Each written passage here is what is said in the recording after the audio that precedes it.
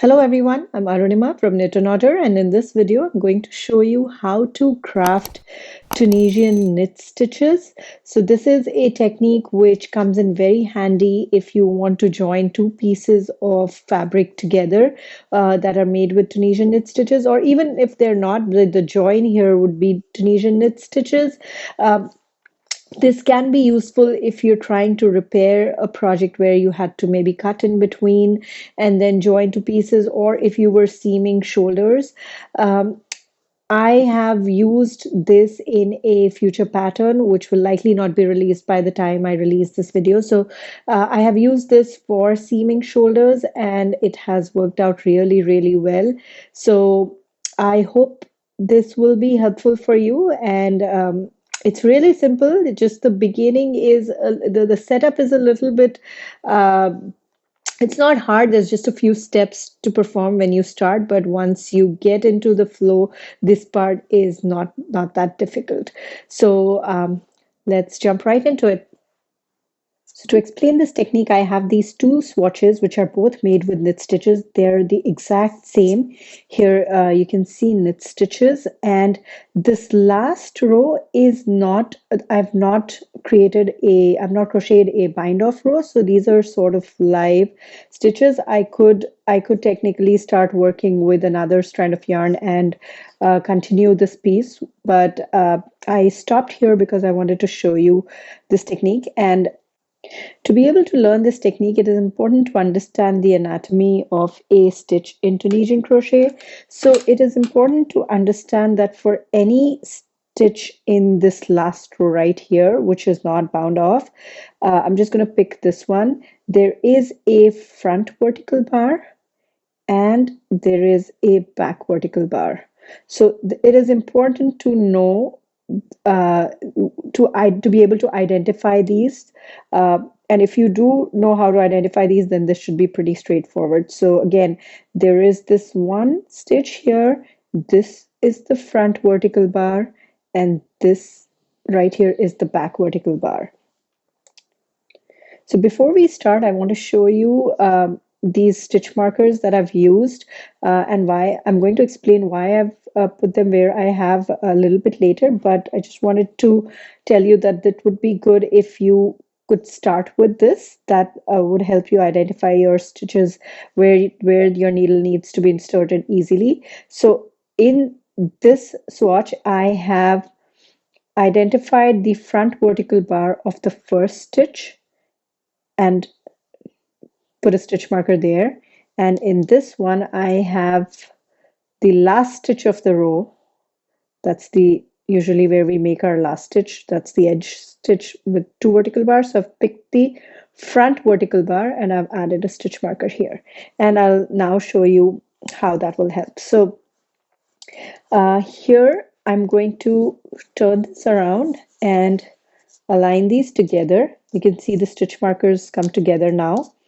I'm going to now begin. So I'm going to pick up this swatch here, and I have this first stitch, the front loop of the first, the front vertical bar of this first stitch marked here. So I'm going to insert my needle, my thread needle through this from back to front, and I'm going to remove the stitch marker. Now for this, now I'm going to just put this down and I'm going to pick this one, and this loop, this vertical bar here is marked.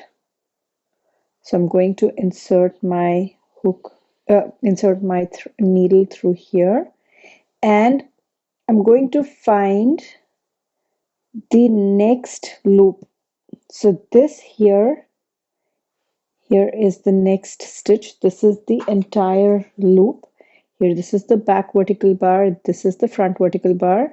And that's why it's important to understand the anatomy of a knit stitch here. So of a stitch in Tunisian crochet. So here, so this entire thing makes up the last stitch.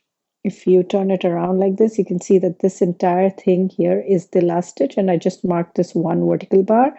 And here, this is the next stitch, and this is the back vertical bar and the front vertical bar. So I'm going to turn it around again. So this is the front vertical bar of the last stitch, and here is the next stitch. This is the front vertical bar.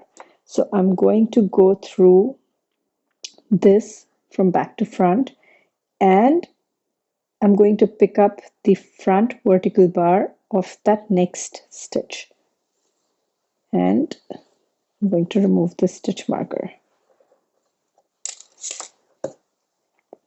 Now these are joined. I'm going to go through, so every time we insert our needle, it will pick up two vertical bars from now. So for this panel, I call it my front panel, and this one the back panel, so it's easy for me to remember. So for my front panels, I have to go through the front vertical bar, the same place that I inserted my needle before, and the back vertical bar of the next stitch. So front, back. Getting all my tails out of the way. And then for the back panel, it's back and then front. So here we had picked up the front vertical bar. Now we're going to go through that same stitch, which was this entire thing right here. That's one stitch. This is the front vertical bar and this is the back vertical bar. So we're going to pick up the back vertical bar here and the front vertical bar of the next one. So you go back and then front. And in this panel, it's front, the same spot as the previous one, but we pick up the front vertical bar and then the back vertical bar of the next one. So here it's front and then back, here it's back and then front. So back, front. And make sure that you don't make this too tight, just leave it about the same height as the knit stitches in both of these panels. So here it's front, back, and then back, front, front, back, and then back, front,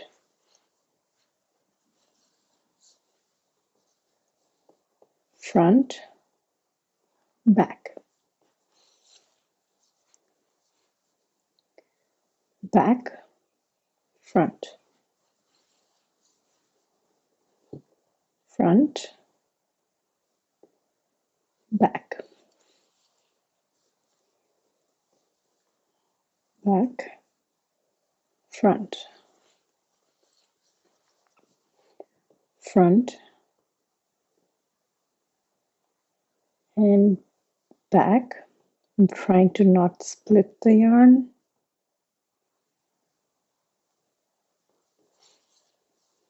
And then back, front.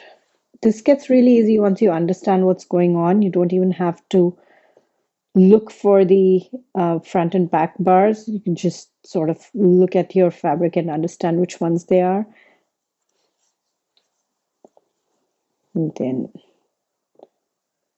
back, front, front, back, back, front,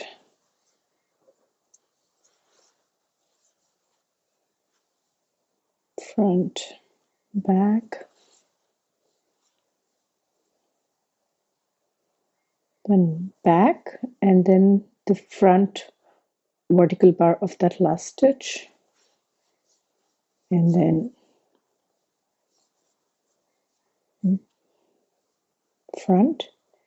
And I'm just going to go through this, the front bar here as well, just to complete this. Here, this is how it's looking, and it's almost like if you use the same color, then you will be able to see that it looks like it's a continuous set of knit stitches, so you don't see the the join here. I'll actually do it in the same color and show you how it looks. But this is really, really straightforward and simple to do if you can identify the front and back loops, front and back vertical bars of these stitches in your last um, in the live rows. And here, if you look at the back, it's not even visible, so it's completely invisible at the back, and here at the front you can see how it looks. And I think this is a great way to make a repair with knit stitches, or even to seam shoulders. I have a pattern that will be coming up later where I use this technique to make shoulder seams and even do another join, which it's just an interesting pattern. And I hope that this will be helpful. This video will be helpful. That's it about this technique. I'll just go ahead and do this in the exact same color as these swatches are made, and I'm just going to show you how it looks. So here it is. I have joined the two panels with the same color as the color of the panel, and you can see that it's hard to make out where the transition is. Here's where they are grafted together. You can, I don't know if you can notice, but here, this is how it's looking at the front, and here is how it looks at the back. You can't make out anything at the back, and in the front, this is how it is. So I hope this technique will be helpful for you. If you use it for anything, please share it with me. Let me know how it worked out. And thank you for watching. I'll see you in my other videos. Bye-bye.